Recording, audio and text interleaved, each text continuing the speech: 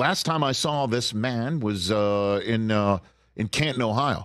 I saw him chit-chatting on the night of the jacket dinner with Mike Tomlin. And it was just so cool. It's one of those moments where, you know, you want to just take out your phone and snap a photograph of it because you know so many fans of this man and obviously Tomlin and the Steelers would just love to see this sort of thing. And I was thrilled to be a fly on the wall and also thrilled to have provided the narration for the third season of NFL Icons, which is airing on MGM+.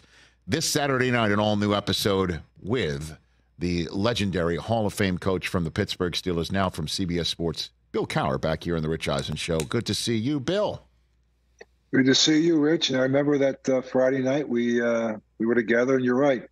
Coach Tomlin came in for Rondé Barbers, who was going in, and actually put the jacket on him that evening, and we kind of got together later on that evening, and it was a really good talk. Actually, one of probably the longest talks him and I have had.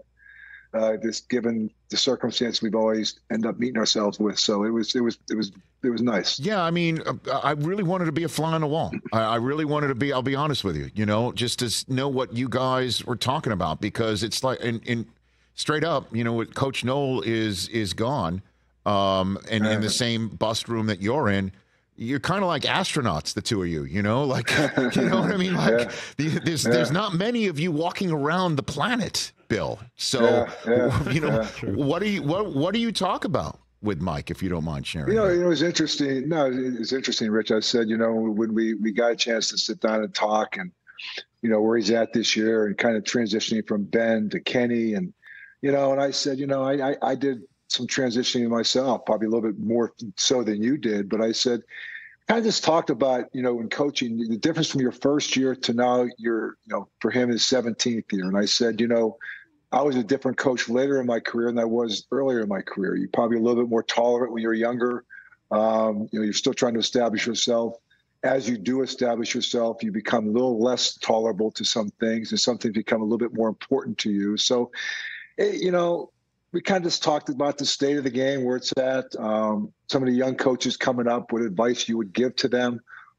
So it was good. It really, really was. It was one of those situations we had a chance to sit back, and I got great respect for Mike and the job he's done down through the years, and just talking about what he walked into after I left. And it's just interesting because I think Chuck didn't say anything to me. I didn't say anything to Mike. Yeah. This is probably the first time that him and I had a chance to talk after he's been there for all these years. So no kidding. It was more reflection than anything else. So it was as special as I thought it was when I was standing in that room. It really was. It was. We don't talk very often, and when I got the job in Pittsburgh, I try to kind of reach out to Chuck a couple of times, but he would reach out very nicely, but he didn't want to talk football.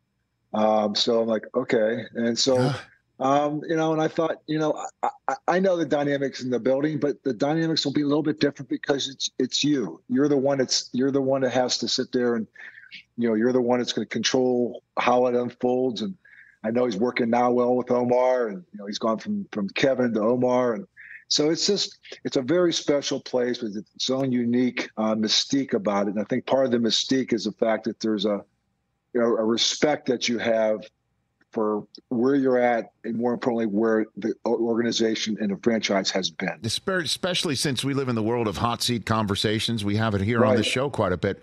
What is it about the Rooneys where are they chill? I mean, like, honestly, I'm sure they're not. No, I know. They're chill when you win, but not when you have lost. Okay, you still have those uncomfortable conversations. I had many of those with Mr. Rooney. Like what? Well, it's like one of those things. Like, so, what kind of changes are you planning on making? Well, what kind of changes do you think you want to see? So can we? So it's like, I know I want the results to change. So does that mean there's another part of layer to that? So right. But it just is. It's such a great place. I think the one thing about the Rooneys that is they understood it was about the game. It was always about the game, and yes, winning was a byproduct for the organization, but a lot of times we talked about the game. We talked about family.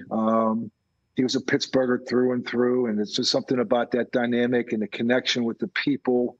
And, we reflect them, and we have to make sure we do a good job of reflecting what this city is all about, the core values that we stand for, not to be self-centered, not to be selfish, not to be about me. It's about us. And so those are the things that you understood. And I understood because I grew up there. And so, there was just very much aligned. It's just like, like I said, it was just growing up there and going back there. The icons that we're going to see Saturday night. I saw that. I'd never seen that much footage of my first press conference. Like, I've seen me walk in there, but that's the first time I've seen a lot of footage for the first time. And all the things I'm saying, I'm like, wow, young, brash kid that walked in there. Okay, we'll see. But it was pretty daunting walking in there to that franchise and the history, the tradition. But once you get in there, you almost feel like now it's more of an obligation to keep it going. Catch the Rich Eisen Show every single day on the Roku channel, 12 to 3 Eastern, for free.